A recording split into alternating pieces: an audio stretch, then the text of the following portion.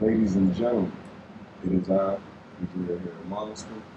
And no, this ain't quite 100 sports, but had a few things that people was asking me to talk about, so just thought we'd go ahead and get it out. First, let's start with the NBA season tournament. I've kind of been critical of this, but it's actually been pretty good. It was hard to understand at first, so I guess that was the gist of it for people, kind of ragging on it. But it's really been good basketball. If you're watching this today or tomorrow, we have the championship game. Both semifinals games in Vegas are pretty good. We got the Pacers coming out the East. At the beginning of the season, you probably wouldn't have had them beating, the Milwaukee Bucks, but it is a young team. They're pretty talented, led by Tyler Halliburton. So shout out to those guys for becoming the first Eastern Conference, team to make it to the finals in Vegas. And on the other side of that, you had the Lakers, which I'll just say it here. I hope LeBron do pull it off because if he don't, it will be a lot of flack. Speaking of flack, Zion Williams caught a lot of flack for being out of shape. He's had a good season so far, so can't really base his season off one game. Maybe he should be more prepared. There was a report that the New Orleans Pelicans came out with maybe that says they've been trying to keep him in shape and keep him on the diet, and it's kind of hard to deal with him. So shout out to Zion, shout out to Pelicans. They are a pretty good team, so they kind of overachieving this year with both them and Brandon Ingram. They just got CJ McCollum back, so I think I would still give him a little time, to try to piece things together before we call this season not a good one. So let's keep this moving on. Is it time to trade Zach LaVine? Well, right now he's dealing with an injury. I think they say he's going to be out 3 to 4 weeks. The Bulls have been playing pretty good without him. They won last night. Like I said, I'll be watching this Friday. They won a game against the Spurs, in which they looked pretty good, even though the Spurs, are a top tier team. They do have some top tier talent. So, my bad, let me clear my throat. But is it time to trade Zach LaVine? I would possibly say yes. Um, this has been like the third year that he maybe seems like he's, disoriented with the team, or maybe, things aren't going the way that, he should think that they should go as far as him having the ball or whatever like that. But at the end of the day, it's a team sport. I don't know what direction the Bulls are really going in, so it's kind of hard to stick up for him and down him at the same time because it's either we're rebuilding or contending, and it don't seem like we pretty much doing neither of both. So I couldn't really tell you what our direction has been maybe since D Rose was traded. So with that being said, if we can maximize, what we could get for him, maybe get something in the draft, maybe to find out. So, yeah, just it would be a good thing to start with, as far as, maybe getting some of the money off the books, getting some draft pieces, maybe getting some players that, maybe actually want to be here. And I don't want to say that, he don't want to be here, but, everything's run its course sometimes. Uh, moving on. As I do listen to other sports shows and podcasts, and I thought this was interesting. I heard this on Is What It Is podcast. Shout out to Cam and Mace. Who is the best American basketball player right now? I actually put this up on my Facebook. One of the funniest answers was is PG-13. Shout out to Mike. That's been his favorite player for a long time. But as far as the best American basketball player right now, I feel like we would probably have to either go with Anthony Edwards or Jason Tatum. Both pretty high in the standings right now, both playing incredible basketball.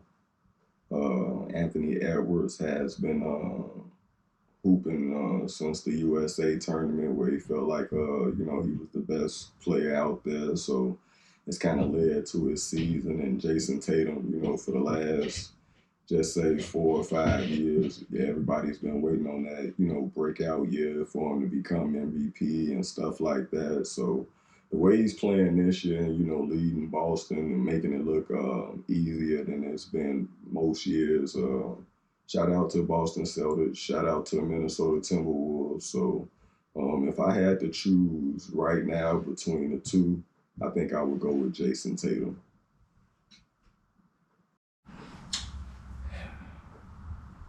See, I had the deep side for this one. I actually put this on Facebook and got some opinions.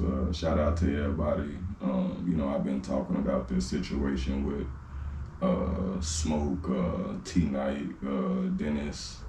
I really appreciated their opinions. Me and Smoke really had a in-depth conversation about it. So here we go. Did Florida State get robbed? In my honest opinion, no. One of the things that I don't usually do is go through the actual schedule. So when I went through the actual schedule, in my opinion, they really didn't play a lot of ranked teams. So actually, I feel like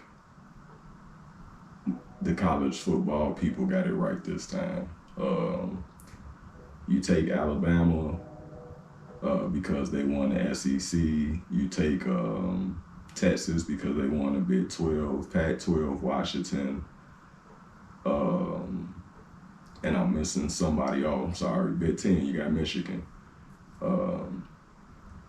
All which everybody says Power 5 conferences, which Florida State falls in, but just looking at that conference, it really doesn't seem like one of the strongest conferences out there. So I do feel like that's why they were overlooked. And then you got their starting quarterback.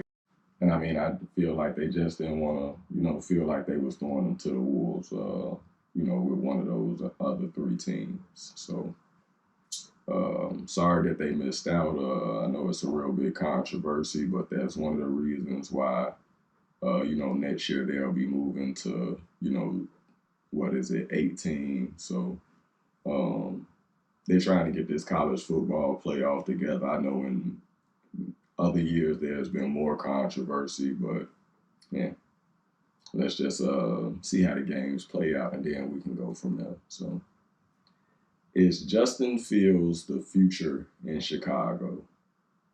I've been pondering with this a couple weeks. We've gotten a chance to see him play in the last couple games.